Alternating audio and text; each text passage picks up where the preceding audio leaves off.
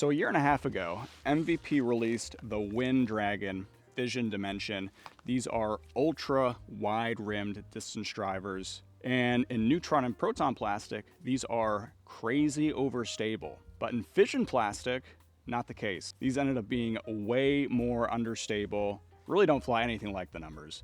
And because of that, people absolutely loved them. So much so that if you want a Wynn Dragon for yourself, you're gonna have to pony up on the dark web and depart with some cold hard cash, because these things go for crazy prices on the secondary market. People have been clamoring for more fission distance driver releases. So with all that said, here comes OTB 2026 dropping the Fission Delirium. Now I've thrown this a few times. You might have seen that in my video from just a few days ago, where I reviewed all of the discs from this newest MVP drop. But what's interesting is that the Fission Deliriums only come in 170 to 175 grams. So they're pretty much all basically max weight, but much like the Wynn Dragon before them, they are still pretty darn flippy, and they should give the Wynn Dragon a run for its money. Will this new challenger slay the Wynn Dragon? Today, we'll find out.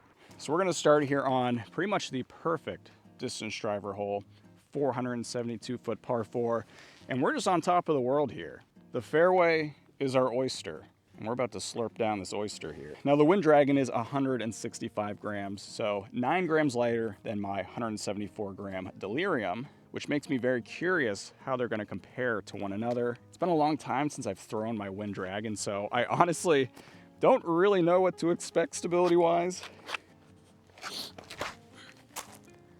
Yeah, it's got really nice turn, but still gonna come back at the end. That's a great shot. And the basket is right in the trees in front of where that landed, so that was also really accurate. Had some turn, came back at the end. That's pretty much what you want. Now let's go Delirium. Oh, look at all that turn out of the Delirium. Woo! Yeah, that's nice. I think these went literally the same exact distance. I don't know if you can see, but the Wynn Dragon is over there, literally parallel with our Delirium. I got the bench about 10 feet behind the tee pad at 433 feet. U-Disc has me at 411. Not bad, because both of these leave us in great position to snag the birdie. Downhill, par 3, 390 feet. There's a tree line all to the right side of the fairway. So when you got flippy discs, which we do today, you kind of want to keep it a little bit to the left on the backhand and have it drift to the right, because you really don't want to mess with this tree line. If you go in the trees to the right, you're in mega jail. It's real bad. So we will start with Delirium and keep this mostly flat, a little bit wide. I think the downhill might just drag us to the right a little bit and emphasize some of the understable characteristics here. So let's try it. Oh, I put it out way more right than I meant to, but it worked out. We're gonna get a big old skip here, probably past the basket. Oh, we smack the tree. But that worked out pretty well. So you saw the turn throughout the flight. We got lucky that that didn't go into the tree line. I thought for sure out of the hand, I was like, this is not what I meant to do. This is going right into the trees. But sometimes the body knows better than the mind. Because I think this Wynn Dragon is a little bit more overstable than that Delirium, we will want to follow that line pretty closely. Because if I put it out too far left, it might not drift to the right enough. Oh yeah. Yeah, this one definitely does not have as much turn as the Delirium, but still, it's a bomber. That thing goes. Another tree hit, but that tree helped us out.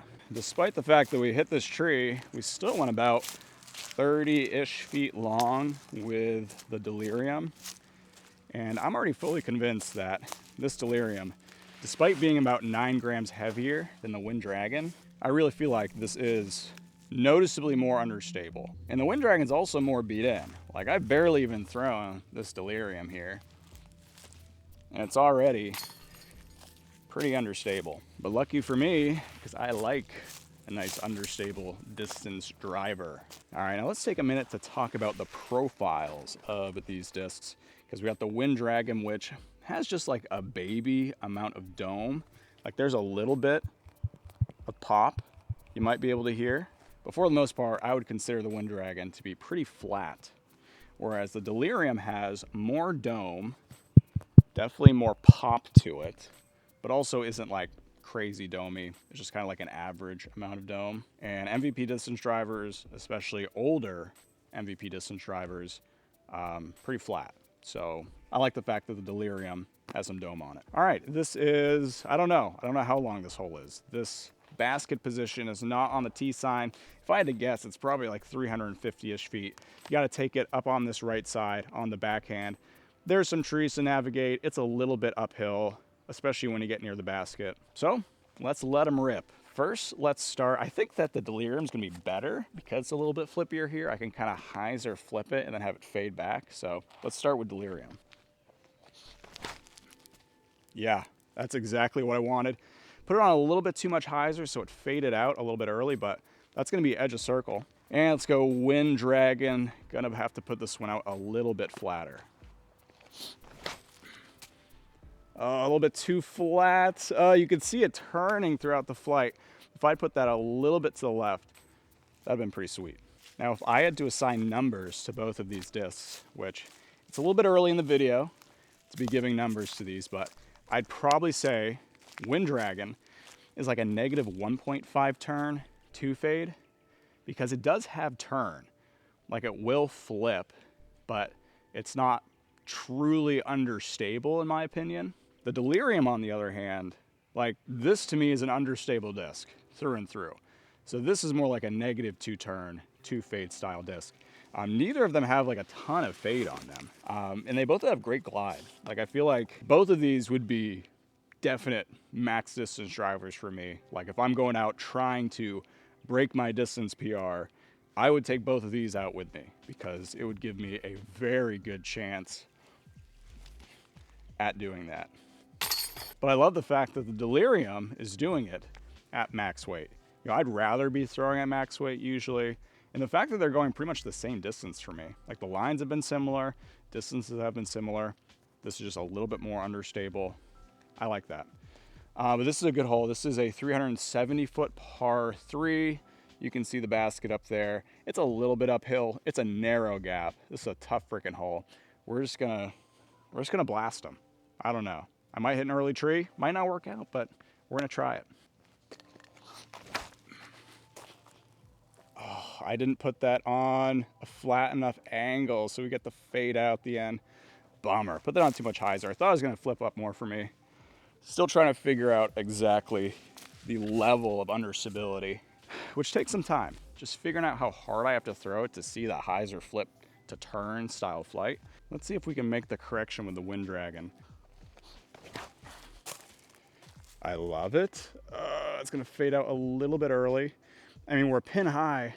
Yeah, we're still left with both those shots. Distance was good. This is just a hard hole on the backhand, especially if you're using a distance driver. You're gonna get that fade, hit the slope of the hill, and then you're gonzo. Yeah, I don't even know where these discs went. They put on the freaking turbo down this hill. We're probably honestly closer to this par 4 position at the bottom of the hill than we are to the basket we were actually aiming for. Now we got a 789-foot par 5. It's just a pure distance hole. You just want to throw 2 shots as far as you can, and hopefully you got an eagle putt after that. First shot is pretty uphill here. We will start with, actually, let's start with our Fission Delirium. Put that out high. Really need to be lower to get max distance. Let's try to make the correction with the old Wynn Dragon. Love it. Nice and low. Fade out a little bit. That should put us in a good spot. But it's the second shot where the money is made. You can probably see the top of the basket. It's got that white band. It's still way out there. It's 400 plus. Now it does kind of bend down over like when you crest this hill, which helps. But I mean, it's freaking down there. So we gotta rip on these. I love it. I absolutely love it. It's not gonna be an eagle putt probably, but it's gonna put us inside circle too for sure. So overall, Wynn Dragon, Delirium, they're both gonna get you good distance, especially if you throw in that 400-foot-ish range. I'm so surprised that this 164 gram one is still more overstable than this Delirium. That really just tells you how flippy these are. If I had to pick one and just roll with one, I like the Delirium more. I like the fact that it's flippy, makes it very workable, very easy to throw. I like throwing hyzer flips. Delirium is gonna get you that more consistently than the Wynn Dragon. But they're a great duo, like they work great together. Wynn Dragon definitely has the better stamp, you know, we gotta say that. Wynn Dragon stamp, absolutely elite. Granted, the OTB Open Delirium stamp, not bad. You got the alien egg head cracking open with a frog and a UFO taking it to who knows where. It's cool art, but hard to go wrong with Dragon. Dragon usually wins versus anything when it comes to stamp design and art. Anyways, guys, if you enjoyed this video, I'd appreciate if you consider liking and subscribing. Let me know what you think of the Wynn Dragon and the Fission Dimension down below in the comments. You can also follow me on UDisc at Flying Fajita or Instagram at Flying Fajita Disc Golf.